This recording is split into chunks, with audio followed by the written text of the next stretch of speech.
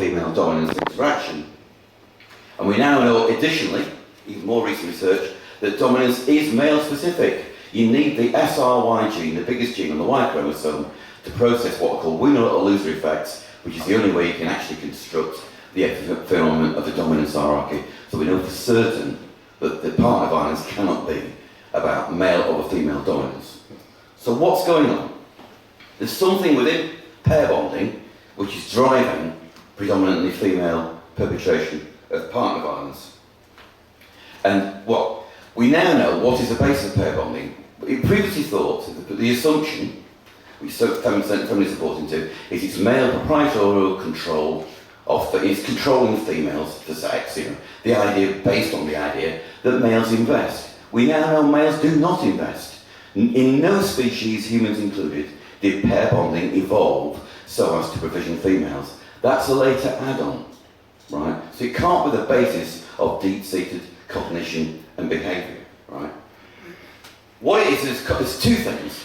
First of all, is mate guarding, and by mate guarding, again, it's not control of the female sexuality. It's control. It's to try and keep the low-status males away from the female. So the male's providing a service to the female to keep low life at bay. Part function of that is so she then has access reciprocally with males of still higher status than her pair bond partner, so she can actually have pair sex with to actually maximise a reproductive output. But possibly the biggest reason is what's rather wordily termed sex differential mate value trajectory. I'll quickly explain that. The problem, males obviously you produce the sperm as you go on, in each time. Females produce eggs when they're born and they're stored, and of course they go off, they deteriorate, which is why a prostitute can charge twice as much at age 20 as age 30. New study. We do not find females anything like as attractive once they get much beyond their early 20s, right? So the way to counteract that is the female needs to nail down at her age of peak fertility, when she's 18, 20, 22, a male of as high a status you can find to have serial offspring with. Remember, ancestrally, lactation is 4 years long, so it's 5 years birth interval, right? If you alternatively have sex promiscuously, then each child you have will be likely with a male of much less genetic quality than the previous one. So your overall reproductive output in terms of quantity times quality massively goes down. So pair bonding evolves very much in the female interest. It becomes an asexual dynamic, so the male can then say, right, I'll offer you pair bonding, but I want a better quality female than I can have just promiscuous sex with. So that the male sticks out for a better quality female to pair bond with than he would have promiscuous sex with. So this explains why it is that for females, but not males, it is an absolute catastrophe to to dissolve your pair bond, right? For a male, it's a question of just cutting his losses. If his partner has sex with a high status male behind his back, right, what's he faced with? 5 years of not being able to reproduce, and not only that, but being with someone who's actually reproducing the genetics of somebody else. Cut your losses, go away, find a new fair one partner, right? The female is a catastrophe, because the next pair bond you're going to find is going to be of low quality value. That's why in partnerships, there's so many studies showing that the partner which controls is the female, not the male. And we know that controlling behaviour is what then precipitates partner violence. This is, to say it's earth-shattering stuff, is an understatement. The science is rock solid in this. We should not be fitting in with the headline stats from the Home Office that just 40% of domestic violence victims are male. They're not. It's a multiple, many times. We don't know how, we can't quantify it. We know it must be several times as many. Basically, there is an etiology, a scientific causation for female perpetrated partner violence per se. Of course there's male perpetrated partner violence, but it's de facto. For some reason that their natural disinnovation has gone. Alcohol, obviously. They could be non-normal males. They could be psychopaths. They could be paranoid schizophrenics. Or it could be that the individual male has just pushed so beyond any endurance he's cracked. There are obvious different reasons, so there is male perpetration, but it is de facto. Partner violence per se, as an actual evolved, biologically based, driven thing, is actually exclusively female. Thank you.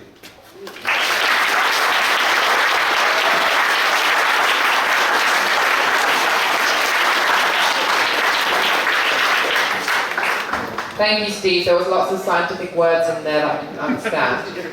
Are you sticking around for the Q&A, Steve? Sorry? You're going to be here for the Q&A? Yeah. Okay, good. You can explain it to us. Okay, up next we have Mark Pearson. If you don't know who he is, up next we have Mark Pearson. If you don't know who he is, I can tell you that not very long ago, was it 2015? Mark was arrested for sexual assault, and Mark was innocent. Even though the evidence was flimsy at best and fraudulent at worst against him, he was still taken to court and his name was still dragged through the mud. So he's here to tell us about his experience and his campaign to bring justice to the CPS. And he would also like to tell you a little bit about how you can get involved in supporting him. So please give a hand and welcome Mark to the stage.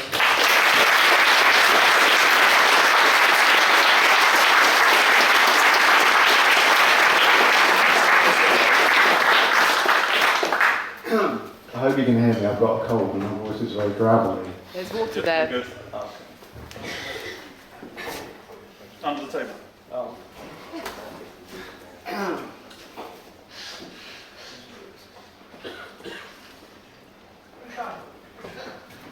Thanks. So, in 2015, February, I was arrested by a team of transport police who raided my home at 6 in the morning and took me to the transport police station in Tottenham Court Road, Central London Police Station, and put me in a cell, and then several hours later I was interviewed, and I was shown a photograph, a very blurry photograph of myself. At least I thought it was myself, I wasn't 100% certain. So I said, I think it's me, but I'm not sure.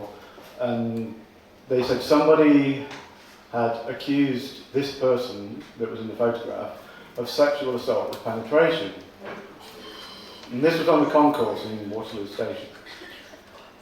And 4 months later, I was charged. At that time, I hadn't seen the CCTV because there was footage. And then the following February, I was put on trial.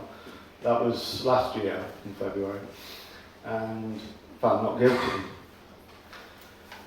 But during the trial, it came out that the police had altered the CCTV, which was originally footage, but they changed it into a sequence of images for the sole reason of stretching the time between each shot in 3 central images to make it look as though I had more time to penetrate this woman as I walked past.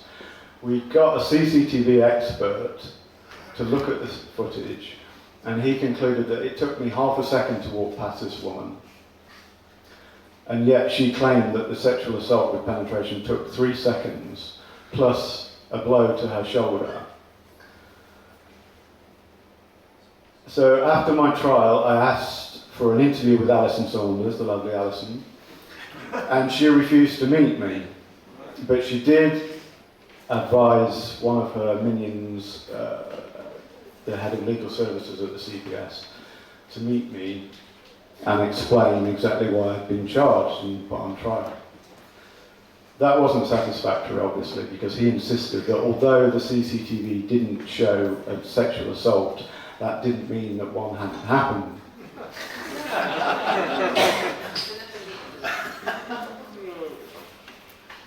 Just to let you know what the woman said in her AB, that's best evidence interview. I was wearing this coat, but I had opened it because it was hot on the tube. I was wearing a black top which goes down to my knees. I was wearing black trousers Reebok leggings for yoga. I had my knickers on, so he must have pushed quite hard in there. I would have described this as somebody putting 3 fingers in. He just went straight up my skirt and into me. No trying to get at my knickers or anything like that. 2 or 3 seconds, I would have thought. It was so accurate that this isn't the first time. This was very practiced. How the hell would you practice that? She was asked. I was 16 and it didn't work then. She was asked, did you feel any pain? No. And then she described the person that did it, apparently. He seemed to be tall, taller than all the other commuters. He was very tall, about 6'2". I'm 5'9". I felt this enormous blow on my left shoulder. It took my breath away, and I yelled and yelled so hard that the commuters around me stopped, and people were looking after him. This is why I reported it, because it felt so violent. He'd already stuck his hands up me to hit me as well, seemed completely superfluous. It hasn't bruised me. It was so hard, I staggered and yelled, and people just stopped all around me. He must have shot off because he was legging it towards the ticket barriers. And he was taller than me, and he was taller than everyone else, so he still stuck out. So this woman, she's an actress, I'm not allowed to name her. So far as. I know nothing. She's obviously either deluded or, as Paul Gambaccini says, disturbed. I'm now being represented by James Barnett, whose company Barnett Survivors is taking on this case, and he's started an IPCC complaint, and the first stage of that has just been upheld. So now the IPCC has asked the York Transport Police to come and investigate the London-based Transport Police.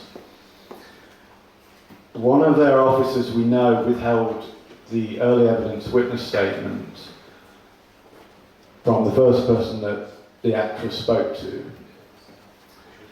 And I didn't know about that until during the trial, and we had to adjourn because my barrister was told nothing about this and he didn't even know there were any witness statements.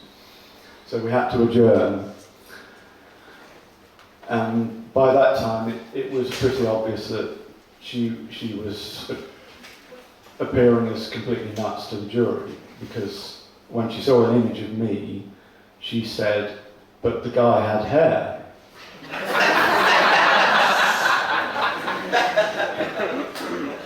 So at that point I thought, well, what the fuck am I doing here?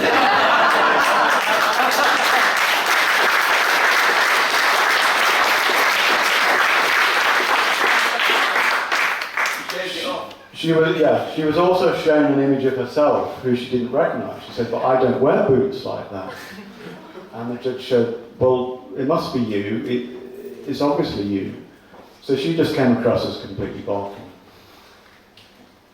The IPCC complaint is going, as I say, into the second stage now. And I'm still trying to find information from the CPS and the Transport Police by subject access requests. They're stonewalling. So we need to get a lawyer to ask for the information next. But to do that, obviously, it's going to cost money. I haven't got money. So what I'm doing now is asking for your help. If you can all just chip in a very small amount, it doesn't have to be much, for 5 or 10 or whatever. If enough people chip in, I can take on the CPS and the Transport Police.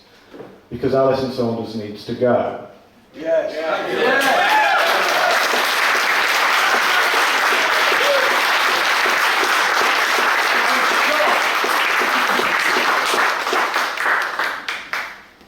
She didn't start this. This was started by Keir Starmer, who's now manoeuvring himself to become the Labour representative. I'm just worried that they'll replace Alison Saunders with somebody even worse. Not possible. So you should all have one of these on your seat. That's the web address for the campaign fund. It's gogetfunding.com/innocence/. If enough people can contribute, that would be great. I mean, as I say, I haven't got funds. I can't take on the CPS on my own. I need your help. That's all I've got to say. Thank you.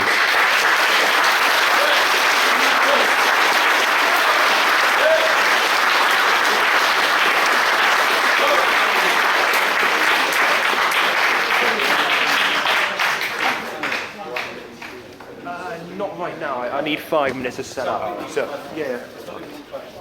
Give me 5 minutes, mate. Right guys, because I need a few minutes to set up, we decided we're just going to go for like a 5-minute break if you want to quickly get a pint in and then have a smoke.